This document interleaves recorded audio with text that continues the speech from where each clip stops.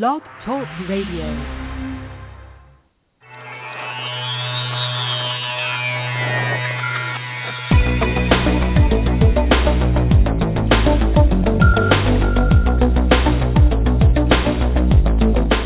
Across the country and around the world, streaming live on the internet, it's Real Estate Coaching Radio, bringing you the latest news, interviews, and secrets of the top producers. Hosted by award-winning real estate coaches, Tim and Julie Harris.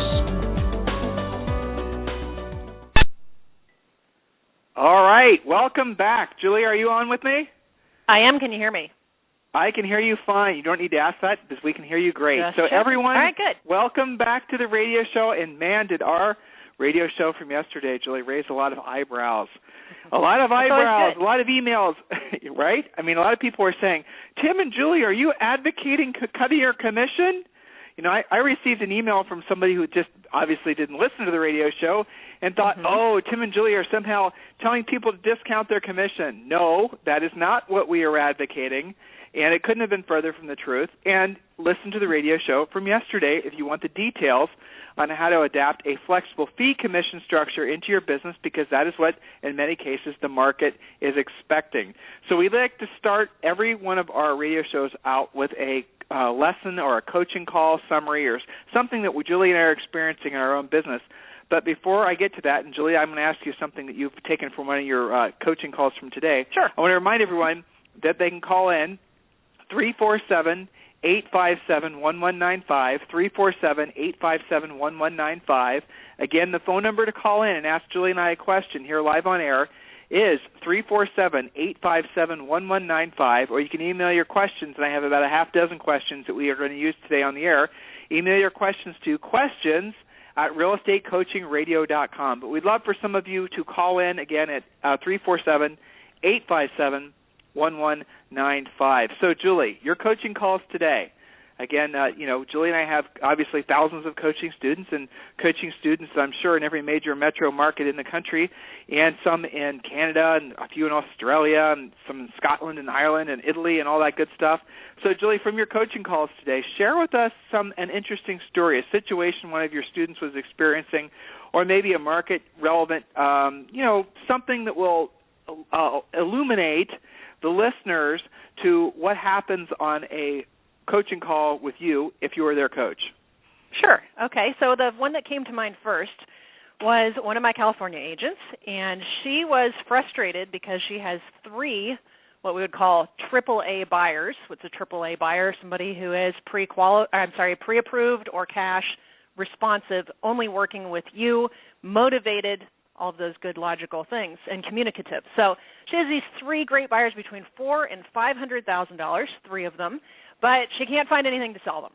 Very frustrated, and I asked her, what are you doing to find property? And she was, there's low inventory, there's nothing to find, blah, blah, blah. So what was she doing? Of course, relying on the MLS. Okay? So our call was about 7 or 8 different ways to find inventory where it isn't obvious, all of which she had aha moments about, and now we had a very specific action plan, because when she does that for them, she's going to make $30,000 to $45,000 in commission, not to mention seriously go above and beyond to help these clients find the right house for them. But we talked about a lot of different ways that she could do that. Go ahead. You said something right there, and I want to go back and I want to review this. You said that you had a coaching call, again, one of your many coaching calls today, and the question was, Julie, I have these ready-to-go motivated buyers, and yet there's no inventory or nothing for sale that matches their requirements. And then you said, well, let's think about the other places where you might find homes for sale other than the MLS. That's what I heard you say? Exactly. Correct. Right, so share with the listeners some of those places where they might find inventory that's not necessarily on the MLS. Well, I would say my personal favorite category when the price is right to do this is new construction. Builders don't always put new construction in the MLS. You don't have inspection problems. Generally, you don't have to compete unless it happens to be a spec home with multiple offers. So I always go first to new construction because it's easy. They fall in love with it. It's an easy sale and no inspection problems. So if there's no new construction that meets the criteria, either because none exists or the price range is wrong, then we go directly to expireds, withdrawns, temporarily off the market, and on hold properties using the same search criteria that you normally would in the MLS for active listings. Now you're going to look for things that are basically, people who were trying to sell but gave up for some reason. It either expired or was withdrawn. And then or all the people that took them off last fall, or the people that took their houses off last fall saying, I'll put it back for sale in the spring, and all those listings. Exactly. So pay attention to what Julie's saying. Okay, sorry for interrupting you. Go ahead. Well, so those are just a few examples, and the advantage to that is here are people who were trying to sell their house. You can door knock them, bring your great pre-listing pack that we coach agents how to use that to the door, and here's an instance where you're not going to compete because it's not actively on the market. You might actually be able to build some more commission in because you absolutely are doing the job of both sides, listing and buyer. You're the reason the deal's coming together. So you might make a point or two more, and the seller's still saving money. They're not having to live through showings. It's all good. Everyone's happy with that. So that's one of the ways you can pursue that. And the nice byproduct of all of these activities for finding listings that are not obviously on the market is you're using the buyer as an excuse to reach out.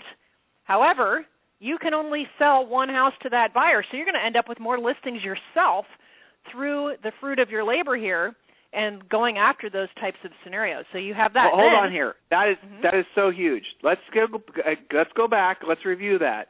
So by the very nature of doing the activity of contacting the off the markets, the temporary off the markets, the expireds, and you didn't mention for sale by owners, but by the for sale by owners, letting them know that you have this buyer that's ready to buy, just the very nature of doing that activity should result in you having some opportunities to list some properties. That's what I heard you say?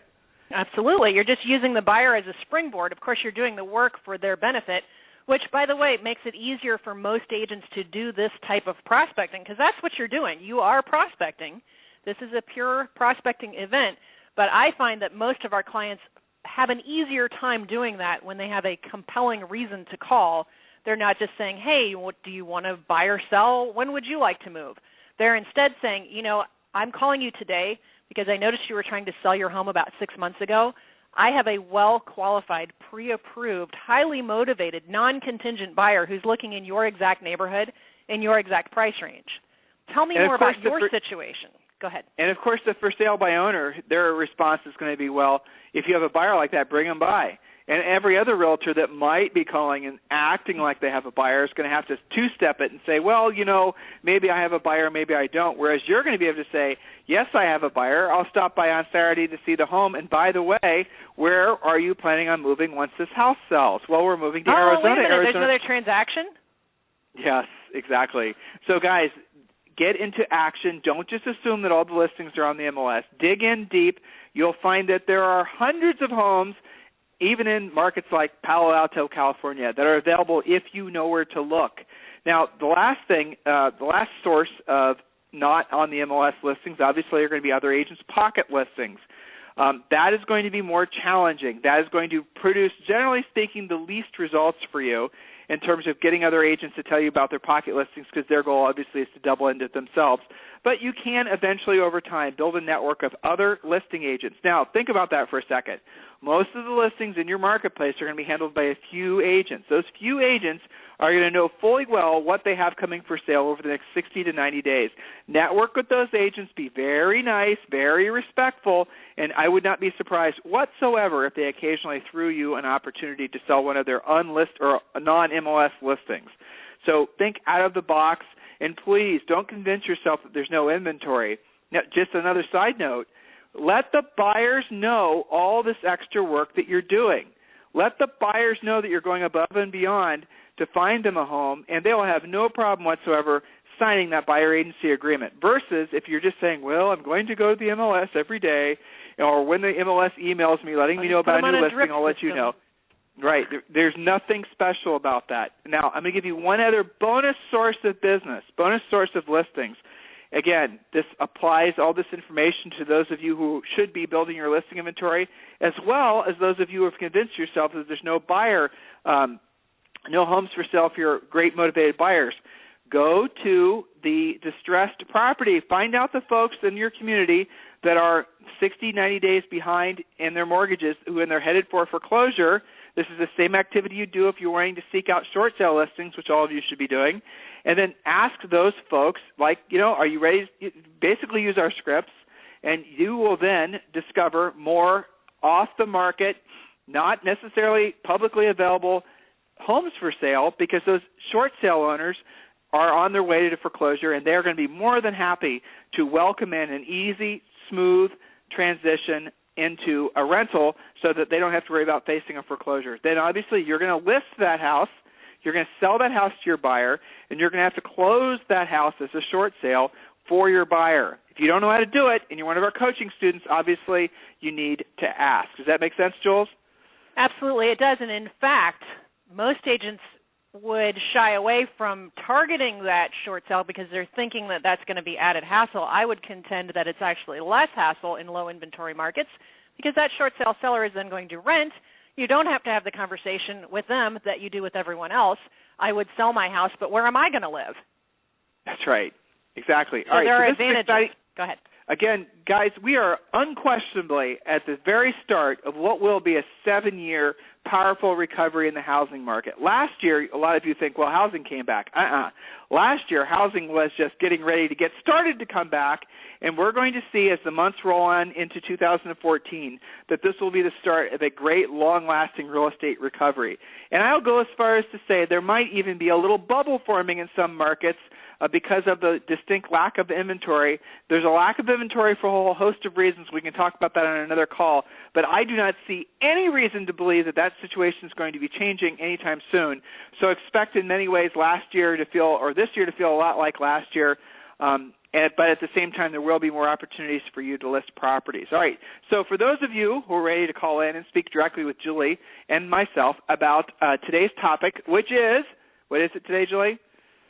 The 7 biggest mistakes agents are making in today's market. That's right. The 7 biggest mistakes that agents are making in today's market. And we have 7 great points to share with you. But if you'd like to call in directly, please do so at 347-857-1195, 347-857-1195, or email your questions to questions@realestatecoachingradio.com. All right, Jules, so let's get into this. Now, again, Julie and I and all of our coaches, all of our faculty and staff, we have done literally tens of thousands of coaching calls. Julie and I have easily over 100,000 coaching calls under our belts. That's 30-minute, intense conversations with agents like all of you on this radio show listening today and listening in replay. So what we've learned over the years is that there are really arguably 7, maybe 10 really common mistakes that agents are making in today's market that can completely derail any chances of them having any real success in this industry. And these are so easy to make because, frankly, these opportunities to make these mistakes are surrounding you constantly. It's very difficult to separate the truth from all the BS. There's so much noise out there right now as far as all these different things that are coming at you, people trying to sell you leads, do this, do that, do the other thing. And if you've been tuned into Julie and I for a while, as many of you have, you know that we cut through all that Mickey Mouse and we just tell you exactly what to do to make money. Our number one focus when we're speaking to all of you, either publicly like we are now or privately on a coaching call, the thought that's on the top of our mind at all times is how are we going to help you make money the fastest? That, frankly, is the most important thing that a real estate coach can do for you, and everything else comes as a distant second, third, and whatnot. So, Julie, let's just roll right into this. The 7 biggest mistakes, point number 1. Point number 1, and these are almost always the same mistakes in any market, in any price range, so before you say, well, that doesn't apply to me, these are common. These are things that we have heard over and over, time and again, on hundreds of thousands of coaching calls. So obviously, these are things to conquer. Number 1, not understanding urgency, not having any urgency, and particularly with regards to following up on leads. So urgency. Let's talk about urgency. What are your lead follow-up rules? How long, in your mind, is it okay to wait from when you get a buyer or seller lead and when you decide to call them back? Do you even have a rule? So the number one complaint that recently closed transactions, consumers have about the experience they had with their realtor, the number one complaint is lack of communication. I'll just go as far as to say the number one thing that separates the top 1% of all realtors from the other 99%, the number one thing that makes them different is their urgency. How long they take to follow up on leads, how long they take to return an email, how long they take to call a seller back when the seller says, listen, I want to interview you to list my house. Think about that for a second. If you want to be successful in this business, oh, by the way, any business, if you want to be successful and you want to have an advantage over your competition, which all of you must be seeking at all times, simply follow up on your leads faster than they are. And Julie, what are your rules that you set for your coaching students? Mm-hmm. Well, I think you ask an interesting question, which is, what do they have any rules to begin with, so we can compare that, and then what should it be? Well, I like to put myself in the standpoint of the prospect, the potential client. If I'm calling on your for sale sign, how fast do I expect the information back? And I think across the board, assuming they're motivated, is as soon as humanly possible. So on our team, the rule was in less than a minute, not 5 minutes, not tonight, not the same day, not tomorrow, not by the end of the week, not when you feel broke. It's immediately. So urgency equals abundance. The faster you call your leads back, the faster you sort them out, the faster you set appointments, and ultimately that translates to speeding up the time in between your closings. It actually sort of filters through to getting more deals done. So, Julie, let's share with them 1-800-HOME hotline. Guys, there's a system that Julie and I used, a very similar system when we were selling real estate, and all of our top coaching students use this system, and trust me, it's going to be very, very painfully obvious why you want to use this as well.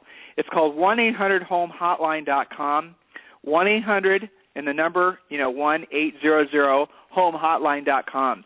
Check out the website, decide if it's for you. It's free for the first 30 days. What essentially it allows you to do is have lightning fast follow-up with all your leads. It's arguably the best system that there is to generate your own leads off your own listings, or generate your own leads off ads, or generate your own leads off the internet even. It is, and thereafter, after the first 30 days, it's only, I think, $35 a month, so it's dirt cheap. So check that out, 1-800-HOME-HOTLINE.com. Julie, can you share with them a story maybe from one of your coaching clients or from our own real estate practice about how urgency made a difference and literally put money in your coaching client's pocket? Sure, absolutely. And this is sort of a universal story I've heard from many of them, where once they get clear on this, that the client, the prospect, expects an immediate answer, now they start doing things like taking their sign calls seriously. And here's a common thing that is missed by many agents. The assumption is on a sign call that it's a buyer calling, when in fact, as soon as it's a new listing, you have your 800 number up there for a free 24-hour recorded info call with your extension. Who are the first people who call on a new listing? It's the neighbors checking the price. Why do they do that? Because they're considering selling their home, where most agents blow that off thinking, oh, it's just another buyer lead. I don't have any inventory to sell them anyway, so I'm not going to call them back. Or they say, oh, it's just the neighbors wasting time. Or it's just basically they don't take the opportunity seriously. Exactly. Now, what happens when they call immediately back? Again, change of mindset here. Taking it seriously, calling immediately back, using the script where they ask something like, which home in the neighborhood do you already own? Now, or which house in the neighborhood are you thinking about selling? Exactly. Now, the common comment across the board is, I can't believe you called me right back. And then silence, like they're just in disbelief. Is this a recording? Sometimes they'll ask. Right.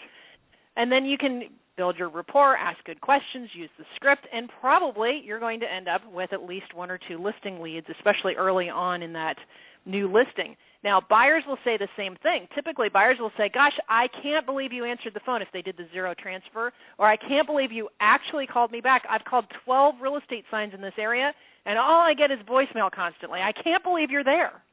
And many times that person will also have a home to sell, and the reason they choose you as the listing agent is because you were the only one there when they had a question to be answered.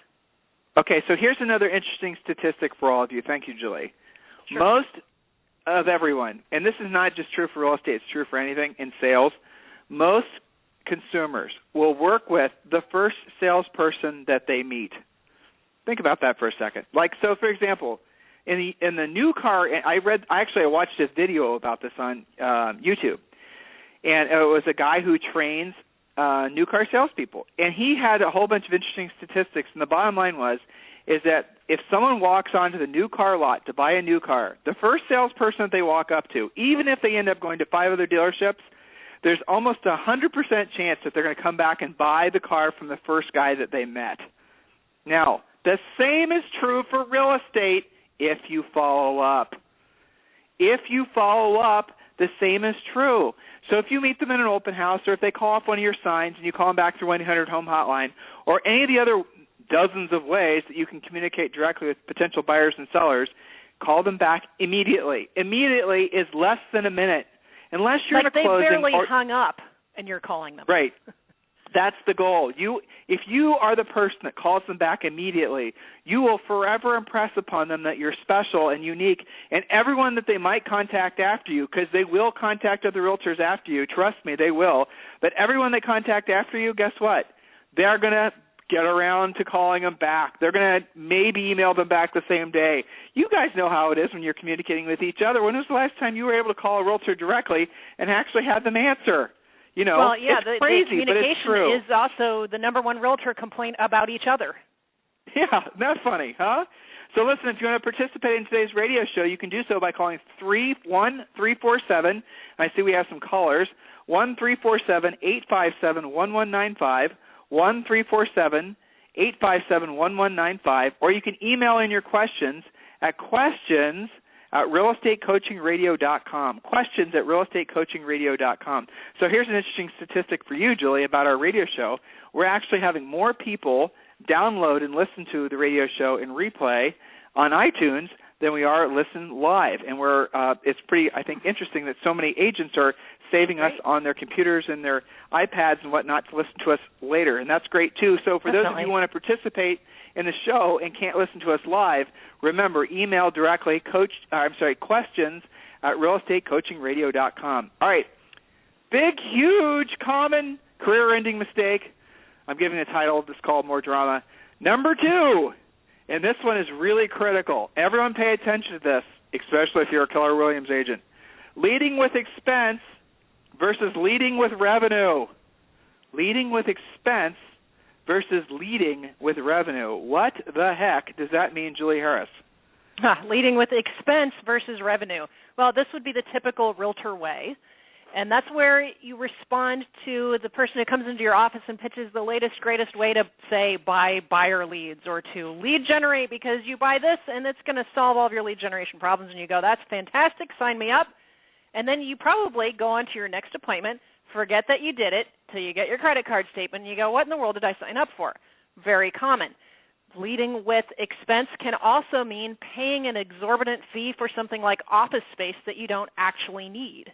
It can come in many different flavors versus actually having a budget that you're tuned into, that you stick to, and having things like a savings goal and a savings standard. All of my coaching clients save a minimum of 10% off of every commission check, no matter what. They save 20% into a tax account so that when their taxes are due, they don't have a panic attack. They simply write the check and be done with it. But also, most importantly, is before they pay any other bills, including their taxes, by the way, they pay themselves first into their savings account. That's so right. when we say lead with what we say with lead with revenue is the exact opposite of what a lot of you have been doing for years in your career. Is you're going into debt for that postcard campaign that really doesn't work. You're going into just pay it debt. Off later. Exactly. You're going into debt to go to that real estate conference where, if we're just being honest, it's really not worth going because you're going to forget everything you learned when you get back after about 3 days. Going into debt to do all these other silly marketing things, or being convinced that you need to become a real estate brand. Oh my God, that's the most important thing. Yes, when people think of real estate, that's right. When people think, oh, what are you, a cow? I mean, come on, people. I mean, think about this. The reality of it is you can do all that stuff later. You can do it all never, frankly. It doesn't really matter. You can do it all later if you choose to spend your money there, but you have to lead with revenue. You are in this business to make a profit. There is a word that is never used. You shouldn't be paying a web designer. I'm sorry. My thing came to mind off of a coaching call today, that you shouldn't be paying a web designer monthly every single month if you don't have anything pending. This doesn't make sense. That's right. So here's the moral of the story here, guys, is lead with revenue. Invest in learning how to actually lead generate without spending money. Put some money in the bank. Don't put a bunch of debt on a credit card. It's so common that realtors will believe that the only way for them to make money is by spending money. The only way for you to make money, guys, is by investing in your ability to generate money from your own skill set. That is a reality that so few agents are being told, and frankly, it's scary because if you look at the washout rate in this industry, it hasn't improved in decades. It's still 24 months and most agents are out. I'd love to have a survey done. I'd love to have a survey done that asks, okay, after 24 months, if you weren't able to stay in the industry, please tell us all the things that you paid for to try to lead generate. And I pretty much can guarantee you that they did all the social networking and the websites and the this and the that and the other, and none of that stuff generated enough business to sustain their careers beyond, maybe a transaction or two. Think about that, guys. That'd be a very, very interesting survey because when you invest in your skill, that's what is long lasting. An example would be agents who who pay for all this lead generation stuff, but they don't actually have buyer or seller lead follow-up scripts that they even use.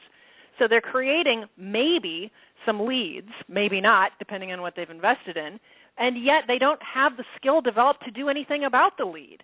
So it's your skills that will get you through. And a very salient example, I think, is what's happened to some of the REO agents that were dependent on one or two relationships, and that was their gravy train, and that company went away, got taken over by FDIC or what have you, and now those REO agents, one of the common panic attack calls that I get is, I can't believe I have a, quote, normal listing presentation to go on. It's been so long, what do I do? You want to hear panic? Talk to somebody that's been doing nothing but the same thing over and over. It's your skill set that lasts. A lot of our students who are smart enough to learn how to do short sales, right, years ago, when we told the market, when we told the nation, when we were the first to let everyone know that this market is shifting and you better learn how to do short sales, we led the way on that. No one disputes that. And all the agents learn how to do short sales, they have forgotten how to do normal business. They've forgotten how to do normal transactions. Well, because they let their skill stagnate. In most markets, you have to still do short sales, and you will for probably the rest of your careers. That is a fact. But you still are going to have to learn how to or relearn how to take advantage of what would be the non-distressed market and the non-distressed opportunities. All right, point number 3, and man, this is one I honestly... I can't believe this is even happening. But truthfully, I mean, this next point, Julie and I talked about this, and I still can't believe so many agents are doing this. It is crazy. Paying for buyer leads. Point number 3, paying for buyer leads. A lot of you guys are spending money, in many cases money that you don't have, to buy buyer leads. Why are you doing that? Explain it to me. Explain to me why you're buying buyer leads. I don't get it. Seriously. Send me an email, questions@realestatecoachingradio.com, or call in on our number. Let me know why you're buying buyer leads. And some of you are paying $25, $50 per buyer lead. An average of one of these buyer lead selling companies, you guys know the ones I'm talking about, it's close to $250 a month that you guys are spending for buyer leads. Buyer leads, really? Do you know how easy buyer leads are to get? Do you know how abundant buyer leads are to attract? Do you know how simple that is? Buyer leads are the easiest thing in the world to get. Yeah, exactly. And, I mean, if you were to rate easiest to most challenging, buyers would have to be number 1. Again, call in, argue with us, debate, 347-857-1195.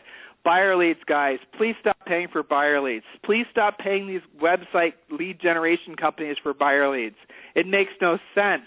Here's a little secret for you. If you want to generate easily a dozen buyer leads per month for free, take one listing.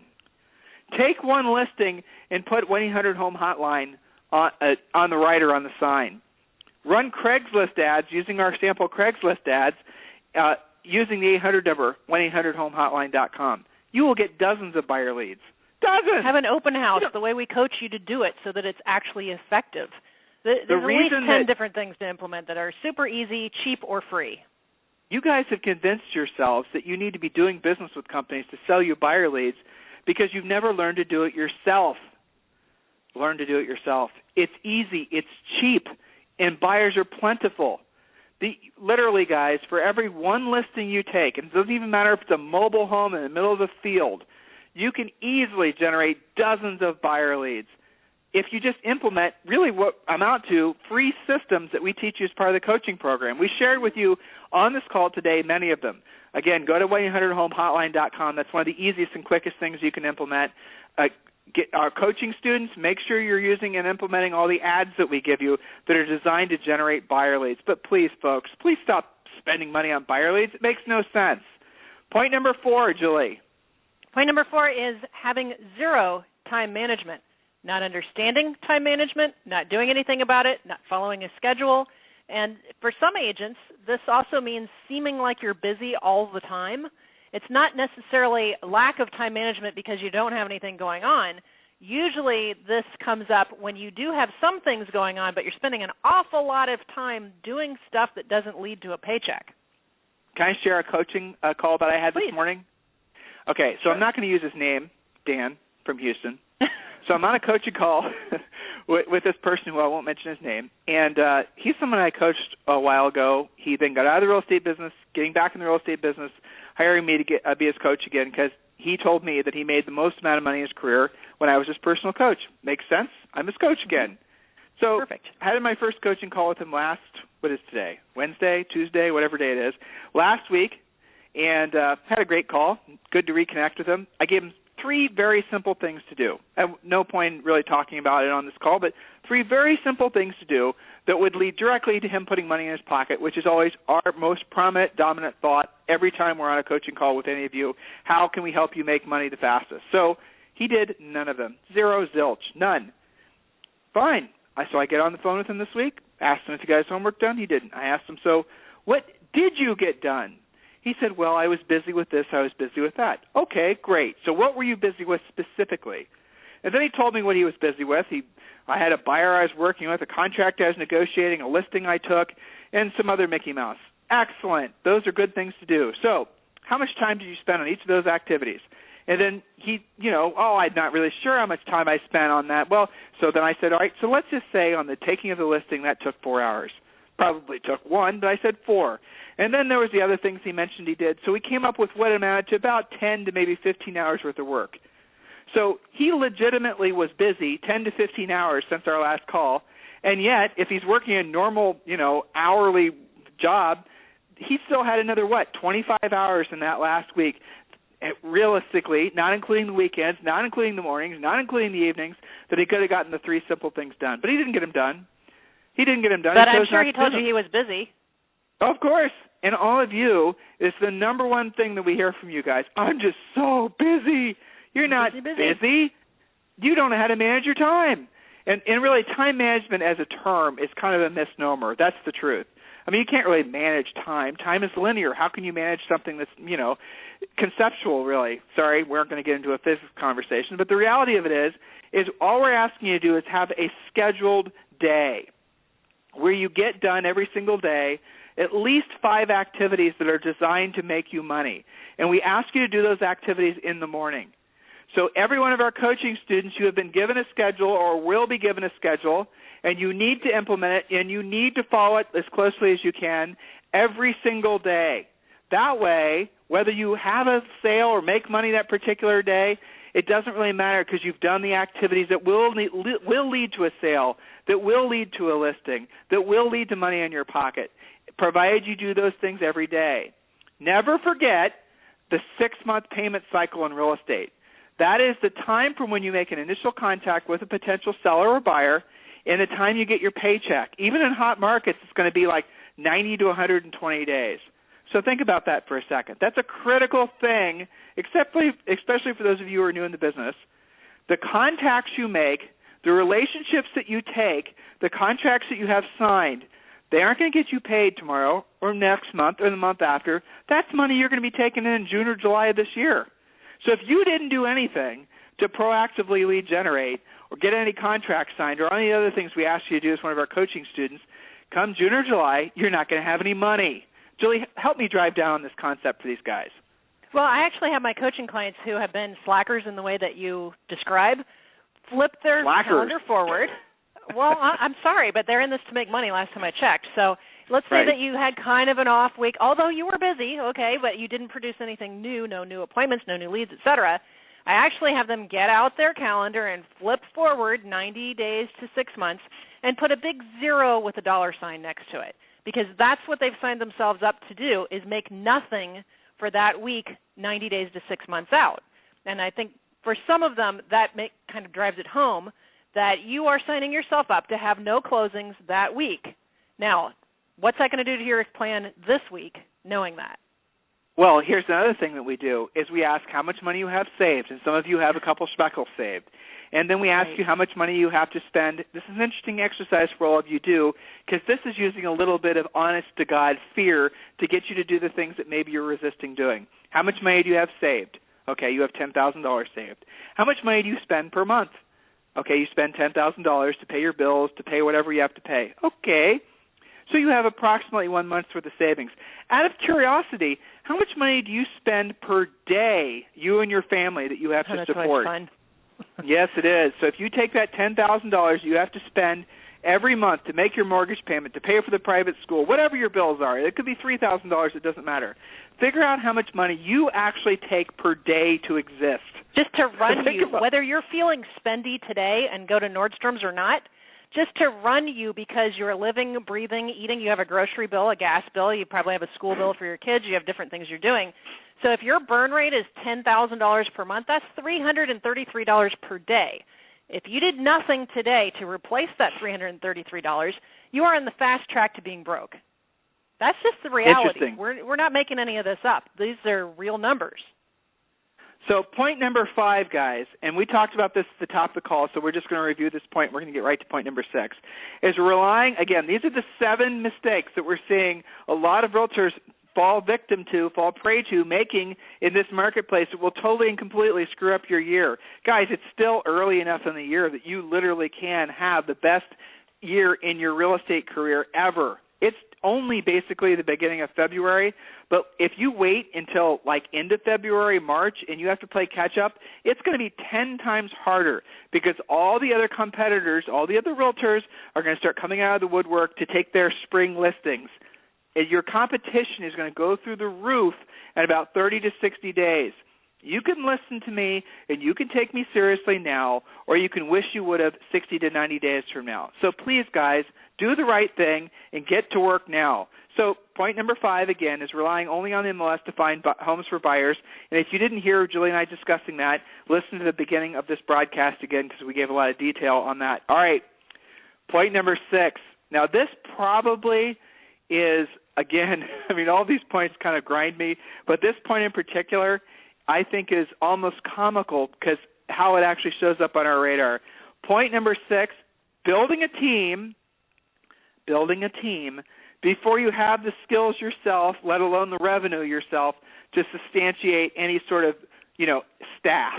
Building a team before you're actually able. So, Julie, talk about that. How does that happen? Because we do get the occasional coaching call or the occasional agent calling us saying, well, I want you to teach me how to build a team. Or I want you to take my buyer's agent and teach them how to be a listing agent. Or I want you to teach my buyer's agent how to go out and, whatever it is, do BPOs, and yet you don't know how to do them yourself. Talk about that. That's very common, and I would say probably the first thing that I hear, the most common one, is when I ask about who's handling their buyer sides. Well, I hired 2 buyer agents, and they're supposed to convert all my leads. But they're not tracking it. They're not using any scripts. They've done 0 training. And then they get mad at those buyer's agents for not closing anything. Then they fire the buyer agents, and meanwhile, nobody followed up on the leads, and there's no revenue to continue. So now that agent is back in the same boat they were in, only with less money. Exactly. Yeah, and again, they think they have been led to believe that the way you become successful in the real estate business is you build a team before you actually build the skills within yourself. Well, and you can apply that to any team member, right? It could be the transaction coordinator where you are trying to delegate that transaction work, say, for example, on closing a short sale, and yet you have no short sale closing experience yourself. How are you going to hold that team member accountable? But this same analogy, this same problem is not just faced within the real estate industry. People of all different businesses. Imagine if you, for example, were, it's interesting. I had a call today who's with a coaching client, and her husband used to own a company that made pies. I mean, wouldn't that be a fun business, making pies all day? Yeah. So anyway, imagine if you were in the pie making business and you decided that you were going to make pies before you knew how to make a pie, before you had a customer, before you actually had any of the practical skills necessary to build a successful pie business. You go out and lease space, you buy equipment, you hire staff, you do all that. You have your logo designed, your website designed, and all this, even though you've never actually learned how to make the product yourself. No one would do that, right? That's insanity. And yet a lot of you are thinking that's how you go about becoming a successful agent. You go and build your team. You have staff before you yourself actually know how to do the tasks. Well, why do agents do that? Why do they do that, Julie? You tell me. Well, I hear a lot that if we're really drilling down, it's because they just don't want to deal with converting leads, so they hire buyer agents. They just don't want to deal with transactions. I'm not a paperwork person. I'll just hire somebody. It's called lazy? Lazy. Could we say that? It could be lazy. It could be a touch of ego now and then that I shouldn't have to do paperwork, that sort of thing. I shouldn't have to work with buyers. Oh, no, we don't want to work with buyers. You go to a conference. You go to a conference, and the people up on stage are these top producers, and they have these teams of 30 people, and you're sitting in the audience, and you think, because they say it, you're thinking, well, I need to have a team. I need to have a team, and then all the money will come to me. Okay, here's a cold, hard fact. Again, something that people very, very rarely talk about. Teams, if you build, let's say, for example, you do it the right way. You learn how to be a top producer yourself. And then our theory is once you've consistently done 8 transactions per month for 3 months in a row in this market, depending on your price range, to be honest, then it's time for you to actually add an admin, add a staff member. Now, you can fluctuate on that, again, depending on your particular situation and your particular price range. I say price range because in some markets, if you sell 3 houses, that's more than the same revenue that someone who's selling 8 houses, and revenue is what we lead with. But they still need to do it at least 90 days. It's not just having one good month. That's right. That's when you add your first assistant. So again, depending on your price range, you will you have to have consistent closings for 90 days in a row, and then you're ready to hire your first staff member. That's how it works. And then you build from there. But here's a little secret for all of you. And without exception, virtually all of the most profitable realtors in the country, and these are people making 50 and 60% profit margins. They sell a house for $1 million. The commission is $30,000. They keep $15,000. All of those guys have small teams, small efficient teams that focus primarily on listings. Now, here's what happens. In the, I would say, faddish team model that started in the late 80s and really became popular in the 90s, became really, really popular in the early 2000s and sort of went pop when the real estate market went pop in 2007-ish. Now it's starting to make its way back. Those teams produce virtually no profit for the owner, for the rainmaker, for the person who started it. The person whose picture's on the sign, names on the door, will make, if they're lucky, 20% before taxes. So I want you guys to think about this. Let's say, I'm going to use round numbers because Julie and I were English majors, and it's easier for us to use round numbers when we're figuring out math. Okay, let's say, for example, you right now are making $300,000 a year. Some of you are like, wow, that'd be awesome. But you all get there. So let's just say your business is grossing $300,000. You're doing it by yourself. You don't have any staff. So you're making, after expenses, let's say, $250,000 or $260,000 a year. To make that same, this is you doing it yourself. You're following our coaching. You're doing what we ask you to do. You're not working too hard, but you're staying focused every single day. You are a professional. Congratulations, you're successful. Now, you're putting in the bank, before taxes, right around $270. After taxes, let's say, whatever it is, depending on your tax bracket, depending on your write-offs. Now, for you to make the same $270,000 if you had a traditional team, as a lot of you are being led to believe you should have, which in our opinion is a huge mistake, unless, of course, your goal is not to make profit, unless your goal is not to become wealthy from actually doing this. And if that's the case, then go ahead and do your team. But you would have to gross around $1.2 million to have the same net profit as an agent earning $300,000 doing the work themselves. So think about that. You have to sell fewer houses, and you basically have fewer people to manage if you do it yourself, and have usually more profit earning $300,000 than the person up on stage who brags about the fact that they earn over $1 million per year for their team. Isn't that interesting? Have you ever thought about that? And I remember the first time that we had that aha moment, because we were kind of on that track to keep building the team, making it bigger and bigger and more transactions. Yep. And I remember hearing from an agent who, I believe his GCI was around $3 million, and he had a staff of like something crazy, like 14 buyer's agents or something insane. Was it Pat? Yeah. Yep. But the net was basically the same as an agent doing $500,000 to $600,000 with a much smaller team. It's not that we're anti-team. We're anti-lead with expense. We're anti-hire somebody to do a job that you don't know how to do yourself.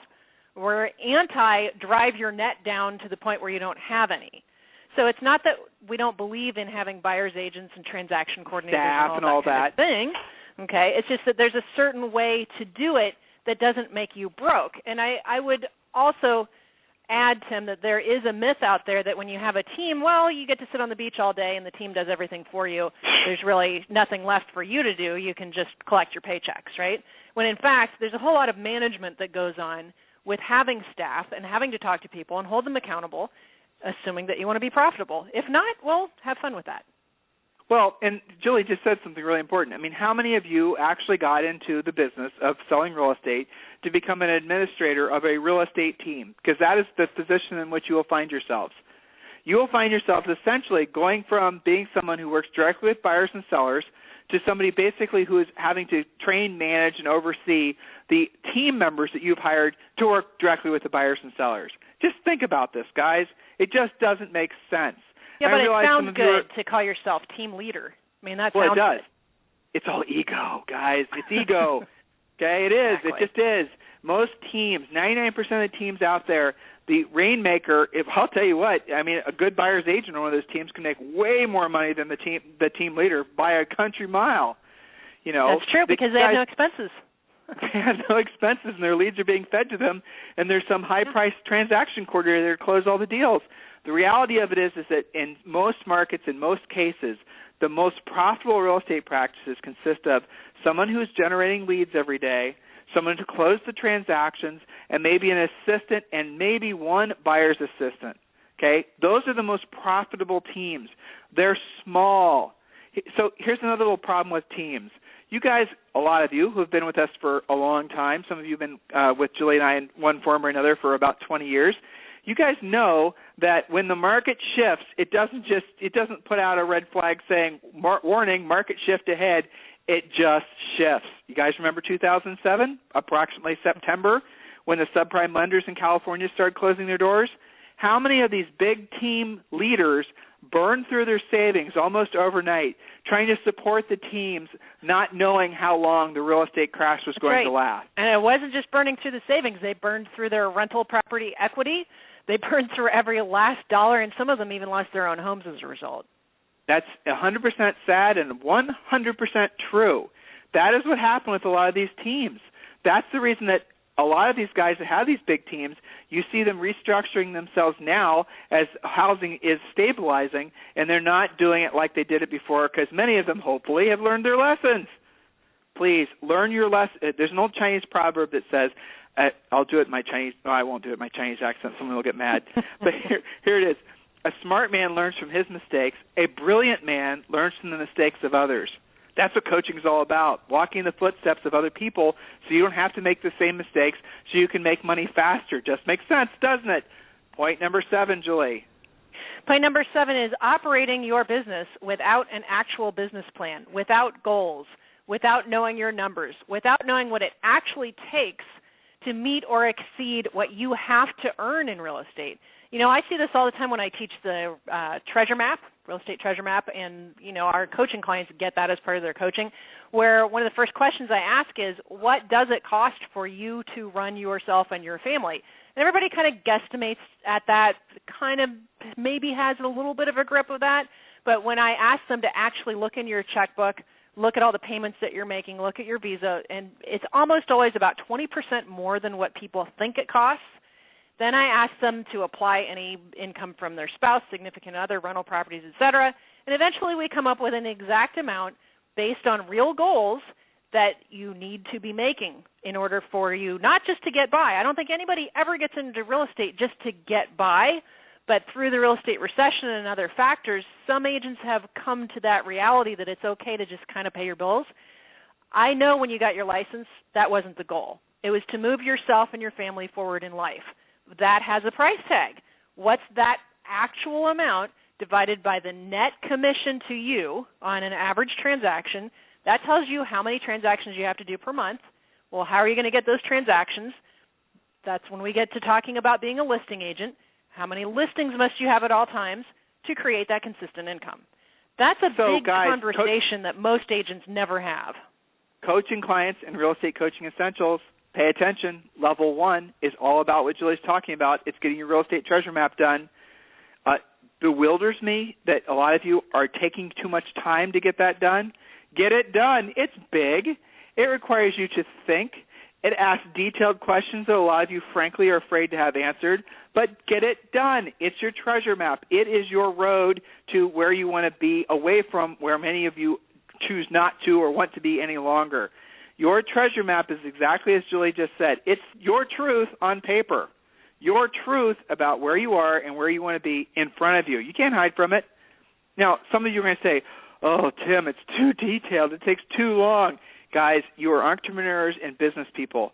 You are entrepreneurs and business people first, then salespeople. If you are going to be a salesperson before you are going to be a business person, you will be broke because you have to learn to make a plan, follow a plan, save money, manage money. These are all parts of running a business, which you are. If you're confused about if you're a salesperson or if you are a business owner, realizing that your real estate license says salesperson on it, how does the IRS treat you if you don't pay your taxes? They treat you like a business owner, don't they? When you're applying for a mortgage and you put on the application what you do for a living and you say realtor, they know you're a business owner, you're an entrepreneur. They ask you for profit and loss. They take it seriously. So why does the IRS take your business more seriously than you do, some of you? Well, That's kind of a scary thought, right? So we are treating you like business owners. We want you to think of yourself as a business owner. Guys, come on now. This is not that difficult. Get your treasure map completed. If you are having any troubles with it's normal, Tim, for them to have momentary freakouts when they go through the treasure map. I typically get the same comments and reactions. Why, that was a scary process now that I know what my real expenses and my real goals are. But then the next comment is always the same. But what a relief to actually be clear on my economic status, my goals, and what I need to do. What a relief that is. Now I can sleep well at night knowing that I have some direction. For the first time in many cases. Indeed. So why wouldn't one of our coaching students want to get their treasure map done? Why do you think they would avoid it? Well, maybe they're too busy and don't have time management, one of our other points. But really, I think that until you've actually done it, it's hard to see the obvious value in it. And all the agents that have done it, they're very clear on it, and they get addicted to it, and they do it year after year. Some of them quarter after quarter. They do a new one every quarter. You can do that as well. But why wouldn't they do it? Maybe they're hiding out from their own reality. I don't know why you wouldn't do that. You and I don't operate without having specific goals, business, family, I know financial. Why. I know why, because I ask people this all the time, why you didn't get it done. Number one reason is because if they write something down, they don't accomplish it, then they're going to feel like they failed. It's accountability. Yes, it's accountability. That's a scary thing. What an interesting mindset too. If I write something down, I don't accomplish it, I'm somehow a failure. Guess what? You're a failure if you don't write it down in the first place. Exactly. You'd rather be accountable to your bill collectors? That's not that much fun. The very thing that you are trying to avoid in that particular case, feeling like a failure, you're creating. You're manifesting in yourself. A lot of you know what I'm talking about. So I just checked realestatetreasuremap.com if you're not one of our coaching students, and you can download the business plan. Yes, it costs money. realestatetreasuremap.com. If you're one of our coaching students in Real Estate Coaching Essentials or any of our private coaching classes or coaching programs, you, of course, get that also for free. So, again, guys, if you are not a Harris Real Estate University, Tim and Julie Harris Real Estate Coaching client, you can go to realestatetreasuremap.com and get your own Real Estate Treasure Map business plan. It is almost February. If you do not have your business plan yet, what the heck are you thinking? So, Julie, as we wrap up today's call, I'm sort of curious. From all the coaching calls you've done so far this week, wouldn't you agree, or not, feel free not to agree, that for the most part, people are more optimistic. Our students, our clients are more optimistic, more in gear, more focused, having more opportunity now than they have for almost the past at least 7 years? Absolutely. I would 100% agree with that. The amount of listings that are coming, basically pocket listings, as we've discussed on previous calls, is at an all-time high. I mean, every agent I talk to has listings that are coming. We talk about scripts on how to get those listings on the market sooner than the spring market. That's very typical. The general energy and enthusiasm for the market is better. I'm seeing a little bit more creativity in the mortgage market, which I think is an indicator personally. Let's see. But generally, yeah, people are feeling happier, more encouraged. Now, some of these guys are dealing with epic weather issues right now, and we had a lot of calls about that this week. So we were discussing what to do when you're having any kind of a drama. Call your past clients. They're all marooned. They're home. Get your real estate treasure map done. Exactly. Yeah, get your business plan done. Get to work. Right. It's not such a bad thing. So, yeah, I would say probably more enthusiastic than any year I've heard since 2007. I agree completely. And so if you're not feeling motivated, if you're not realizing that this is the first year and a long, it's going to be a probably 7 to 10 year real estate recovery, if you're not in that groove, if you're not feeling that energy, if you're not getting the benefit of the changing market, do something about it. Don't just you know what it feels like to for me? It feels like kind of how people were awakening to when the recession hit, when it was 2000, 2007, and 2008, where people were like, something's going on. What's happening here? I feel like it's going that way only in a positive direction, but that the agents that don't pay attention are, again, going to be left in the dust. That's exactly it. I mean, again, Julie and I were one of the first in the nation to say, hey, agents, wake up. You're going to have to help your underwater owners. We don't have any underwater owners. Wait 6 months. And sure enough, what happened? Prices in the country dropped by 50% in some markets, Las Vegas, even more. So the reality of it is, guys, is we warned you then what was coming, and that was warning you the bad stuff was coming, arguably, depending on your mindset. And now we're notifying you, notice I'm not using a word warning, of the same change, but this is a positive change. So we are enlightening you of the opportunity that there was going to be in distress, and now we're enlightening you to the opportunity that there is going to be making money, helping people in the recovery, in the true recovery, in the long-lasting 7 to 10 year recovery that we're just at the very beginning stages of experiencing. Do something about it, would you? So in the future, if you're not sure tomorrow, what to do, seek help. That's what we do, yes, by the way. That's right. So call us tomorrow, and we will be live tomorrow between 2 and 3 p.m. Central Time, 12 and 1 p.m. Pacific Time. And our number again is 347-857-1195, or you can email all your questions into questions@realestatecoachingradio.com. And remember, you can visit Julie and I on our blog, which is realestateinsidernews.com. You can also check us out at our main university website, which is timandjulieharris.com, timandjulieharris.com, and you can read about all of our coaching programs, and you can read about how you can get engaged and how you can participate in all that we have to offer. So thank you for listening today, and thank you for all of you who've emailed in questions. Hopefully we covered all your questions with today's presentation, and we look forward to speaking with all of you tomorrow.